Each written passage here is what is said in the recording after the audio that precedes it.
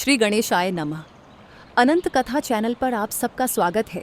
विजया एकादशी की महिमा और फल अत्यंत पुण्यदायी है। पद्म पुराण में इसके महत्व को बताते हुए भगवान श्री कृष्ण ने स्वयं युधिष्ठिर को इस एकादशी का वर्णन किया, जो इस प्रकार है। युधिष्ठिर ने पूछा, भगवन, फाल्गुन के कृष्ण पक्ष में कौन सी एकादशी होती है? कृपा करके उसके बारे में बताइए।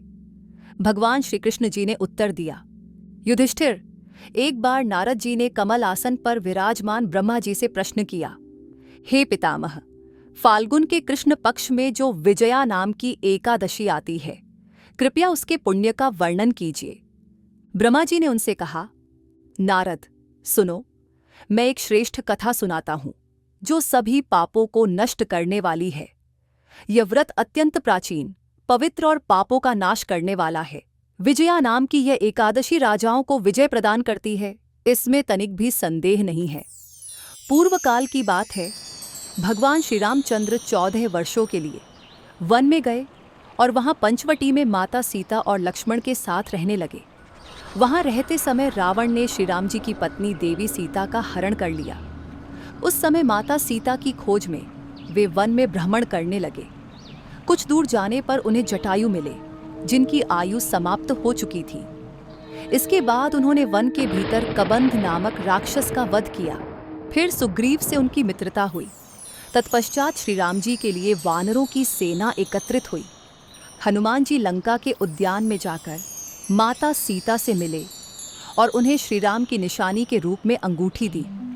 वहां से लौटकर वे श्री राम जी से मिले और लंका का पूरा समाचार उन्हें बताया। हनुमान जी की बात सुनकर श्री राम जी ने लंका की ओर प्रस्थान करने का विचार किया और समुद्र के किनारे पहुंचकर उन्होंने लक्ष्मण से कहा, सुमित्रा नंदन, किस पुण्य के प्रभाव से इस समुद्र को पार किया जा सकता है? यह अत्यंत गहरा और भयंकर जलजीवों से भरा हुआ है। मुझे ऐसा कोई उपाय नहीं दिखता जिससे इसे आसानी से पार किया जा सके। लक्ष्मण बोले, महाराज, आप ही आदि देव और साक्षात पुरुषोत्तम हैं। आपसे कुछ भी छिपा नहीं है। यहाँ द्वीप के भीतर बकदालभ्य नामक मुनि रहते हैं। यहाँ से आधे योजन की दूरी पर उनका आश्रम है। रघुनंदन, उन प्राचीन महर्षि के पास जाकर उन्हीं से इस समस्या का उपाय पूछिए। लक्ष्मण की यह बात सुनकर श्री रामचंद्र जी महामुनि बकदालभ्य से मिलने के लिए गए। वहां पहुंचकर उन्होंने मस्तक झुकाकर मुनि को प्रणाम किया। महर्षि ने उन्हें देखते ही पहचान लिया कि ये पुराण पुरुषोत्तम श्री राम हैं, जो किसी कारणवश मानव शरीर में अवतरित हुए हैं। उनके आगमन से महर्षि को बहुत प्रसन्नता हुई। उन्होंने पूछा, श्री राम जी, आपका यहाँ कैसे आना हुआ? श्री राम जी ने कहा, ब्राह्मण, आपकी कृपा से मैं लंका को जीतने के लिए सेना के साथ समुद्र के किनारे आया हूँ।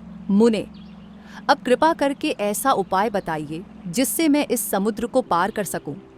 बकदालभ्य मुनि ने कहा, श्री राम जी, फाल्गुन के कृष्ण पक्ष में जो विजया नाम की एकादशी आती है, उसका व्रत करने से आपको निश्चित रूप से विजय प्राप्त होगी।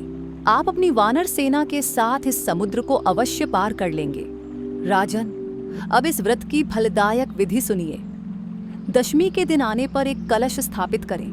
वह सोने, चांदी, तांबे या मिट्टी का भी हो सकता है। उस कलश को जल से भरकर उसमें पल्लव डाल दें। उसके ऊपर भगवान नारायण के सुवर्णमय विग्रह अर्थात सोने की मूर्ति की स्थापना करें। फिर एकादशी के दिन प्रातः स्नान करें और कलश को पुनः स्थिर रूप से स्थापित करें।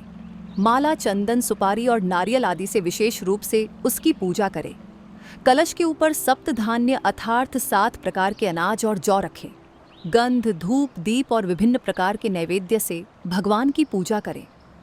कलश के सामने बैठकर पूरा दिन उत्तम कथा वार्ता में व्यतीत करें और रात में भी वहीं जागरण करें। अखंड व्रत की सिद्धि के लिए घी का दीपक जलाएं। फिर द्वादशी के दिन सूर्योदय होने पर उस कलश को किसी जलाशय के किनारे ले जाकर स्थापित करें और उसकी विधिपूर्वक पूजा करें। इसके बाद देव प्रतिमा सहित उस कलश को वेद वेत्ता ब्राह्मण को दान कर दें। महाराज, कलश के साथ अन्य बड़े बड़े दान भी देने चाहिए। श्री राम, आप अपने वानर सेनापतियों के साथ इसी विधि से पूरी श्रद्धा से विजया एकादशी का व्रत करें। इससे निश्चित रूप से आपकी विजय होगी। ब्रह्मा जी कहते हैं, नारद, ये सुनकर श्री रामचंद्र जी ने मुनि के कथनानुसार विजया एकादशी का व्रत किया। इस व्रत के प्रभाव से श्री रामचंद्र जी विजयी हुए। उन्होंने युद्ध में रावण का वध किया, लंका पर विजय प्राप्त की और माता सीता को पुनः प्राप्त किया। जो मनुष्य इस विधि से व्रत करते हैं उन्हें इस लोक में सफलता और विजय प्राप्त होती है और उनका परलोक भी अक्षय सर्वोत्तम बना रहता है। भगवान श्री कृष्ण जी कहते हैं, युधिष्ठिर, इसी कारण विजया एकादशी का व्रत अवश्य करना चाहिए। इस कथा को पढ़ने और सुनने से वाजपेय यज्ञ के समान पुण्य फल प्राप्त होता है। ओम नमो भगवते वासुदेवाय नमः।